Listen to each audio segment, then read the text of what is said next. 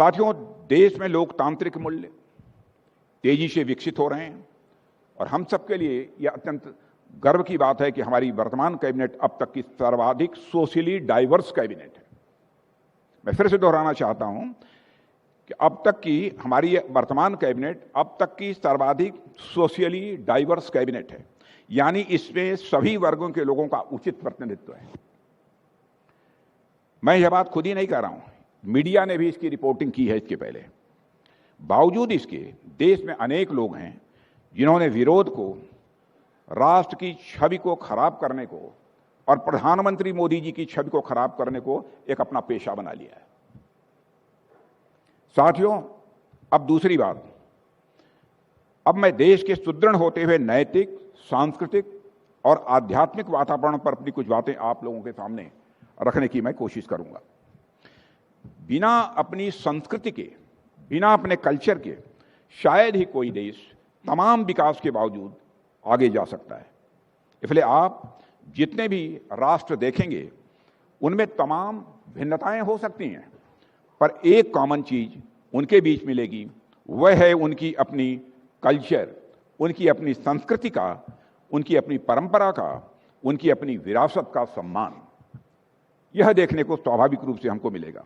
पर विडंबना है कि कभी कभी हमारी संस्कृति और विरासत की बात होती है, अचानक से कुछ लोगों की आत्माएं जाग जाती हैं और उनका ज्ञान वो बरसाना प्रारंभ कर देते हैं। जब राम मंदिर पर फैसला आने को हो रहा था तो आप सभी को याद होगा कि थॉट मार्केट में बड़े बड़े विचारकों और दार्शनिकों की बाढ़ सी आ गई थी। व्हाट्सएप से लेकर फेसबुक और ट्विटर पर उनके विचार मक्खियों की तरह भिनभिनाने लगे थे। कोई कहता था कि राम मंदिर से क्या होगा, क्षमा करिएगा, कोई कहता था राम मंदिर से क्या होगा, इस जगह पर क्यों न एक अस्पताल बना दिया जाए जिससे अनेक लोगों को स्वास्थ्य का लाभ होगा। कोई कहता था कि मंदिर की जगह स्कूल और कॉलेज बना दिए जाएं जिसमें लोग अपनी पढ़ाई कर सकेंगे।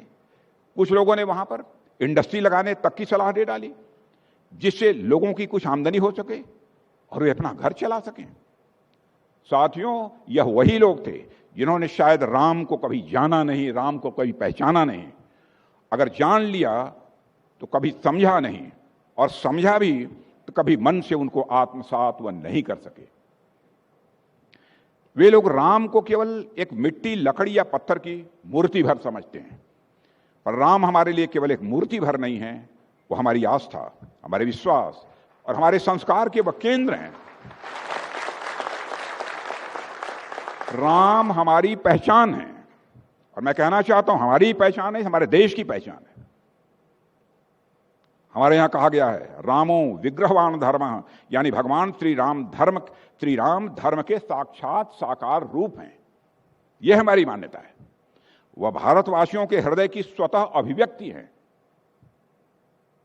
इसलिए हमने यह निश्चय किया कि हम अस्पताल भी बनाएंगे, स्कूल भी बनाएंगे, इंडस्ट्री भी लगाएंगे, लेकिन मंदिर भी बनाएंगे। परिणाम आज आप सभी के सामने है। न केवल राम मंदिर का विधिसम्मत निर्माण हो रहा है, बल्कि उज्जैन का महाकाल मंदिर और भारत की प्राचीन ज्ञान की नगरी काशी में बाबा विश्वनाथ जी का मंदिर आज अपनी पूरी भव्यता के साथ खड़ा हुआ है।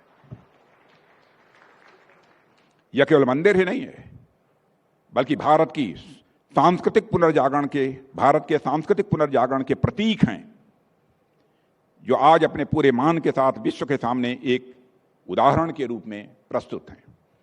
भारत ही नहीं, बल्कि विदेशों में भी अनेक जगहों पर इसी प्रकार भारतीय संस्कृति की अनुगूंज हमें आज सुनाई दे रही है। साथियों, आज योग और आयुर्वेद से पूरी दुनिया नई तरीके से प्रभावित हो रही है। आज भारत अपनी समृद्ध विरासत की ओर एक बार फिर से आशा भरी निगाहों से देख रहा है और उसे अपनाने की ओर तेजी के साथ वो आगे भी बढ़ रहा है। आज भारत मिलेट्स